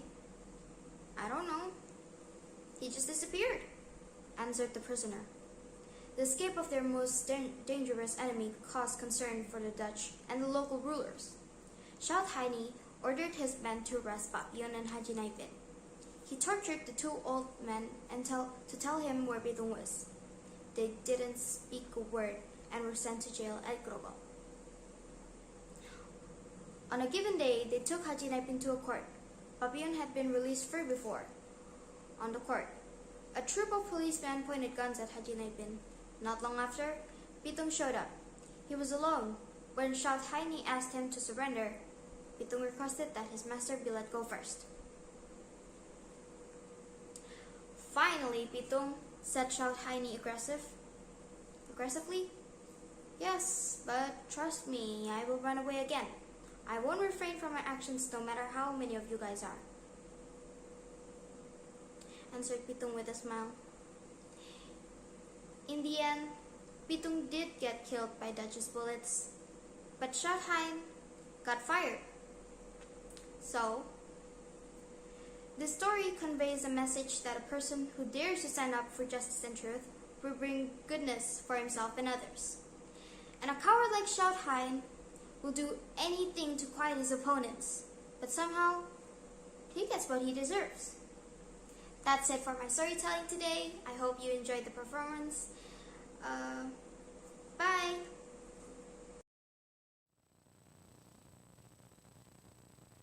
Okay, Kira Gabriel. Wow, thank you so much for your performance. It is actually, if I'm not mistaken, this is the last video we have, but Kira successfully grabbed my attentions by your opening, because you give your happy face and also your cheerful greetings. It is a very good opening from your performance. You also have a good simple gestures that you gave us in the first quarter of the story. However, it doesn't last until the end. It will be very much better if you show us that kind of little simple gesture. That's fine, because it will make the story more lively. And also you can give more facial expression and you can use different voices. For example, there is a dialogue like here. You can do it like this. "Where is Pitong? I don't know. He just disappeared." So by this thing, you can, by differentiating the voices, the audience know there are different characters in the dialogue, right? And also, the most important thing, again, it is about the eye contact. Look at the camera, please. I think you already looked to the same point at the first half of the story. However, I think it is a little bit missed because it doesn't make the audience feel like you are looking at them. I think you can look a little bit to the right, but then in the last half of the story, you look on the other side, which is not, it makes us feel like, are you not talking to me? Like that. Okay, so that is the thing that you need to improve, but thank you very much for your story. It is a good performance. Thank you very much, Kira, Gabriel.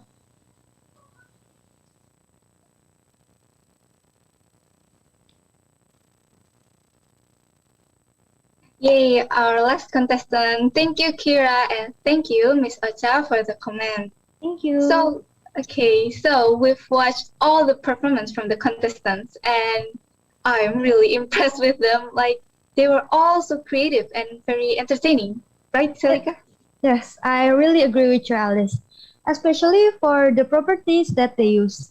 Some remind me of my childhood when my teacher told me about the story.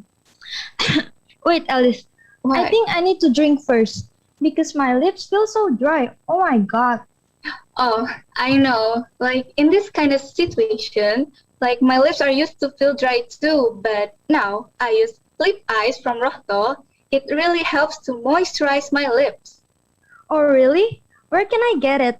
Because in this pandemic, my dad will be mad with me if I went too far from my house. Oh, don't worry, Seka. You can find it really easy on online shop. You just need to type Lip Ice Rohto, or you can also find it on the nearest store from your house. Oh, really? It's so easy to find. I'll buy it after this. So guys, due to our schedule right now, we're going to have a break for 30 minutes and let the judges discuss who's going to continue to the final round. So, thank you guys, and we will be right back. Bye-bye. Bye-bye.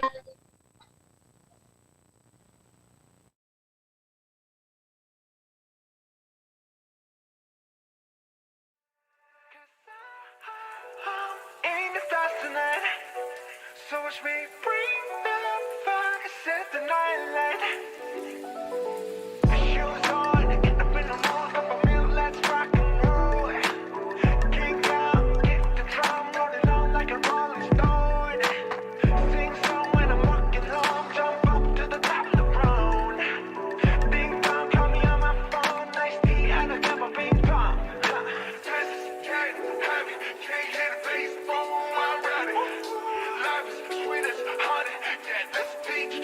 Like money. Things go all alone. I'm into that. I'm good to go. I'm down. You know I go.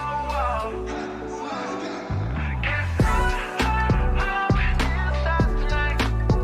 So sweet, bring the fire, set the night light. Shining through the city with a little funky soul. I'ma light it up like dynamite. Whoa. Bring a friend, show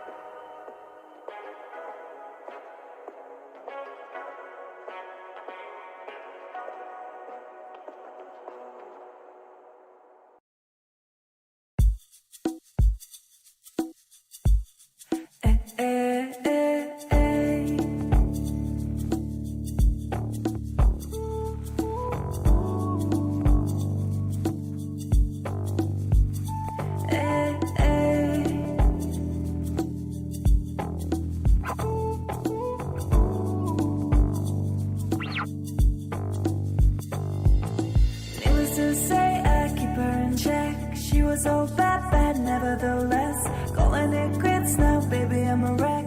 Crashing my place, baby, you're a wreck. Needless to say, I'm keep her in check. She was so bad, nevertheless. Calling it quits now, baby, I'm a wreck. Crashing my place, baby, you're a wreck. Thinking in a bad way, losing your grip. Screaming in my face, baby, don't trip. Someone took a big L, don't know how to feel. Looking at you sideways, steady on a tail. Ooh, some things I just can't refuse. She wanna ride me like a cruise, and I'm not trying to lose, ay.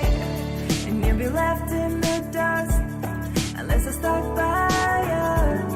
You're the sunflower. I think your love will be too much.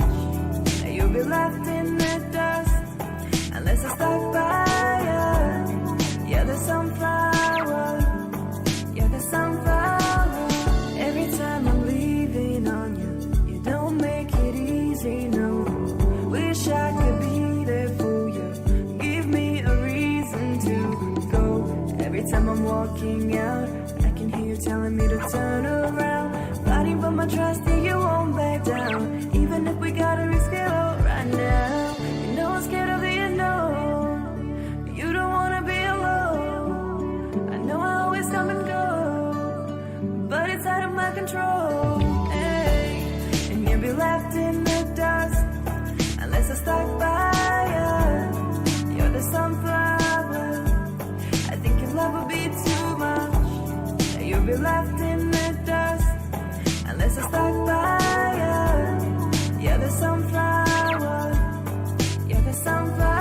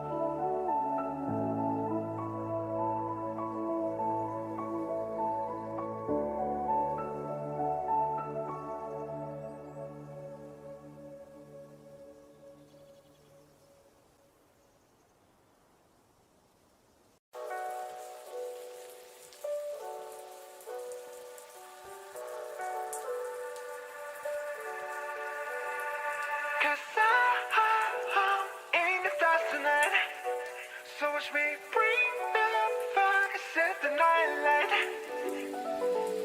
Shoes on, get up in the mood, cup of milk, let's rock and roll. Kick out, get the drum rolling on like a rolling stone. Sing song when I'm walking home, jump up to the top of the road. Ding dong, call me on my phone, nice tea and a cup of ping pong. This is getting heavy, can't hit the bass, boom, I'm ready. Life is sweet as honey, yeah, this beat treated like money. Things go all alone, I mean that I'm good to go. I'm down, you know I go. Guess I'm inside tonight, so as we bring the fire, night light. Shining through the city with the little funky soul. Light it up like dynamite. Bring a friend, join the crowd. We wanna come along.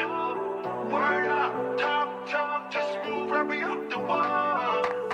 There are nights, skies are light, so we dance to the break of dawn. Ladies and gentlemen, I get the medicine, so you should keep your eyes on the ball. This is getting heavy, can you hear the bass? Boom, I'm ready. Ladies, sweet as honey, yeah, this beat to sing like money. And these go all alone, I'm in the stand, I'm good to go, I'm down, you know I go. Guess I'm inside tonight, so as we bring the fire, night light. Shining up the city with the little funky soul. Light it up like dynamite. Like the dynamite. Like the dynamite. Shining through the city with the little funky soul. Light it up like dynamite. Shining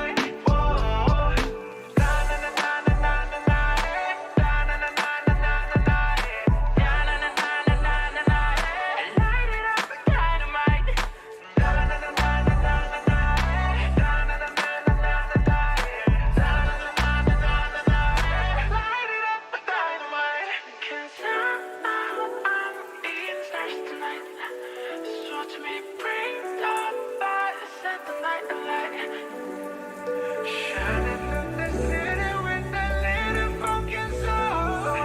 Light it up like dynamite.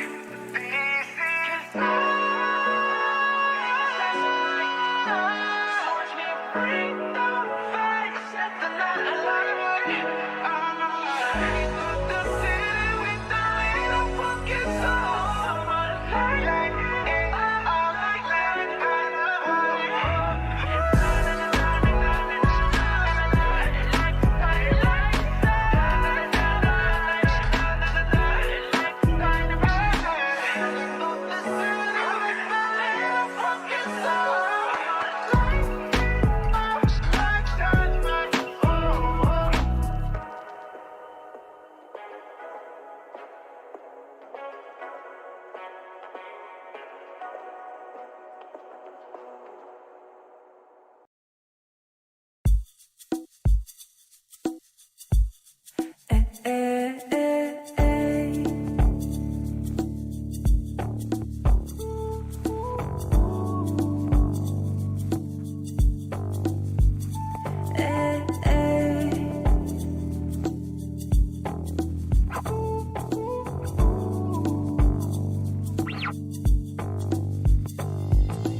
Needless to say, I keep her in check. She was so bad, nevertheless.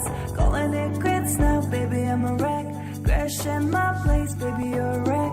Needless to say, I'm keep her in check. She was so bad, nevertheless. Calling it quits now, baby, I'm a wreck.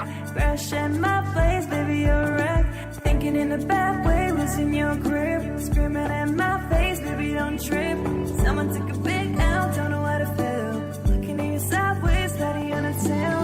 Ooh, some things I just can't refuse. She wanna ride me like a cruise, and I'm not trying to lose, ayy. And you'll be left in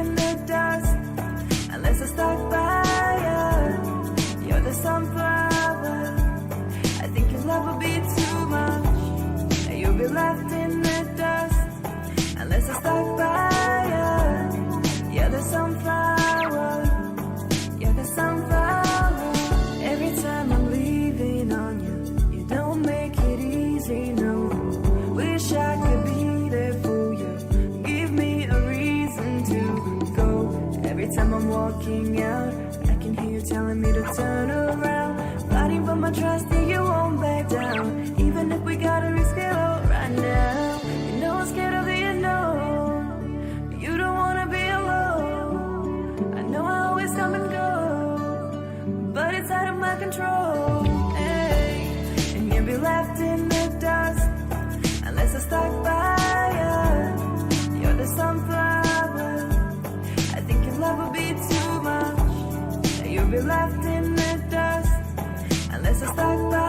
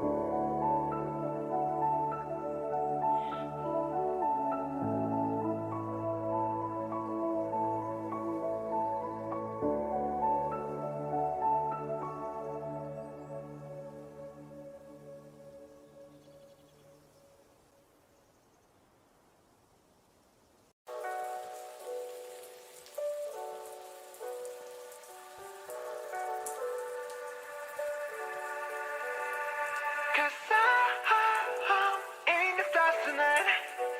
So watch me bring the fire, set the night light.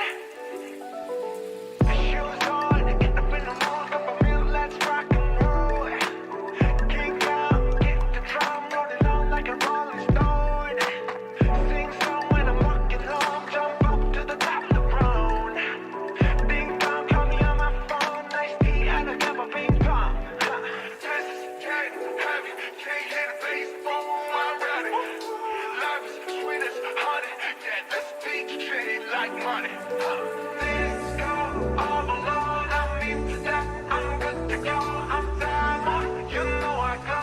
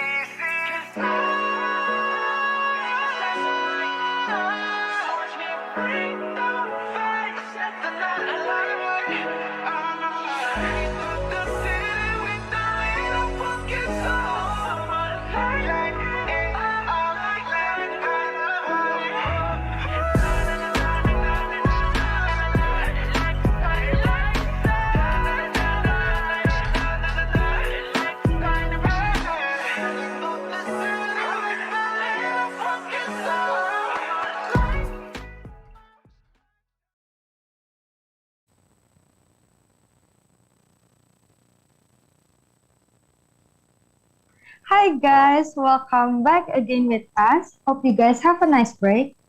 So, as you guys have known, there will be only 50%, which is 7 of the contestants who's going to the final round. Yes, and we've already got the score from the judges, and it seems like the contestants are curious about it. But before we announce the result, we're going to hear some tips from the judges. For those who will continue to the final round, please, Mr. Fadil, share some tips for us.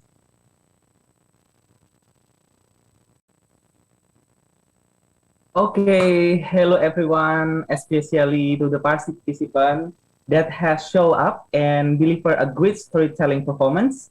I want to give a special thanks and a great appreciation for all of you. It's okay, I want to read one by one your names. Karen Liu, thank you. Agustin Gladisa, Corin Sundari, Anastasia Audrey, Rhea Agatha, Claudia Dorothy, Madeline Alexander, Jocelyn Garcia, Edmund Christopher, Stephen Rahuel Azaria, Kevin Cavill, Patricia Audrey, Kira Gabrielia. You are amazing. You are adorable. Awesome. Thank you very much. You have a courage to come forward and show what you have got. That's a great, I think. But this is a competition where we are, as a judges, gonna choose the best of the best. For those who are selected to go on to the final round, congratulations, congratulations. And for those who are not selected, please do not despair and stop to give performance and follow the storytelling competition. On the other hand, it is a good chance for you to learn, and learn, to practice, and practice, and never give up, because success is for those who keep trying whatever it takes. And for you guys who are selected to give a final round, please be prepared with a great effort, because the competition ahead of you will be more competitive. Only the best of the best of the best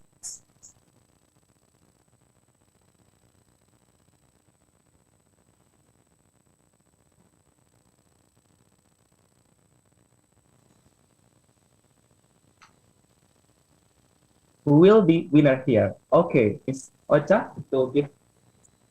Yes, please, Miss Ocha or Miss Susan to add some more. Yep. Okay, thank you very much, Mr. Fadil, for your motivation to all the participants. And Miss Susan, let me add first, yeah, Miss. Okay, so dear participants who will go to the final round, since on the final round you will share about yourself, it will be much easier for you to give a soul on your story, right? Don't forget to show your body languages, gestures, and you need to control of your pace and also volume.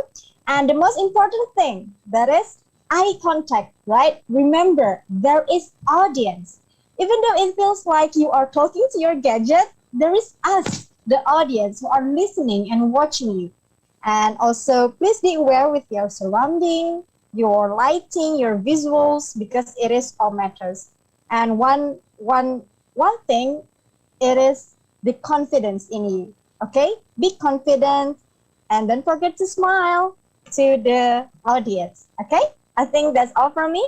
Is there anything to add, Miss Susanna?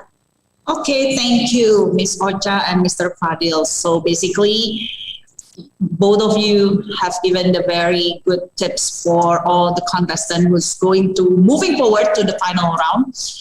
Well, personally, from me, guys, so basically, when you were asked to be a storyteller, you have to remember you have audience. Your goal is to deliver your story to the audience. How come they will always be interested in your story, and then how well they focus only on your story, on your performance? That's the point that you have to be remember.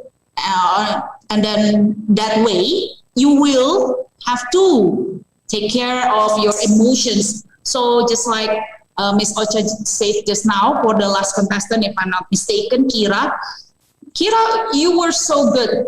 You opened in a very attractive style, but you cannot keep it up until the last minute. That's the thing that it's a little bit unfortunate, I think. Well, being a storyteller, so you have to keep the pace. Whether, okay, in this, at the very beginning, I won't give a very much effort on it. So I will put one step at a time. And then after it climax, and then I will put it down, and then I will bring it up. So you have to, you have to arrange your own pace, basically, guys. Don't forget about that. And then, as a storyteller, it's okay. You can improvise the way you present the story, as long as you didn't change the storyline. For the final round, it's gonna be easier. It's all because The topic is about yourself, about your life as a student during the pandemic COVID. So basically, it's gonna be easier. Why? Because you compose your story, and then you're the one decide. Okay, I'm going to perform with this kind of style, and then yeah, you can put a lot of effort into it, and then please keep in mind about that. Please be, don't forget you have audience. That's the point. Yeah, because being a storyteller, you have to deliver your story. That's the point. It's different with delivering a speech or a debate or something like other stuff. Now, remember, you are a storyteller. That's the point that I want to emphasize. Okay, I think that's all from me. Thank you. Good luck in the final round, guys. Good luck. Yeah. Okay, thank you, Mr. Fadil, Miss Susan, and Miss Ocha. Wah, those are some great tips, yeah, guys. So for those who will continue to the final round, don't forget to take notes. Okay, so Salika, let's just announce the 7 names who are going to continue to the final round. Okay, I'll start reading, yeah. So the first one is, congratulations to Madeline Alexander with a total point 95.28. And congratulations to Claudia Dorothy with a total point 92.42. Congratulations to Karen Liu with a total point 92.33. And congratulations to Edmund Christopher with a total point 91.92. Next, congratulations to Anastasia Audrey with a total point 85.58. And congratulations to Jocelina Garcia with total point 82.67. And last, congratulations to Agustin Gadisa with a total point 81.83. So congratulations, guys. You guys made it to the final round. Congratulations. Can't wait to see you guys on your next performance. And for those who didn't pass to the next round, don't be upset, guys. You guys still can support by watching the final round on YouTube. So thank you to all contestants. Thank you. I'm your host, Alice. I'm your host, Seka. See you on the final round. Bye-bye. Bye.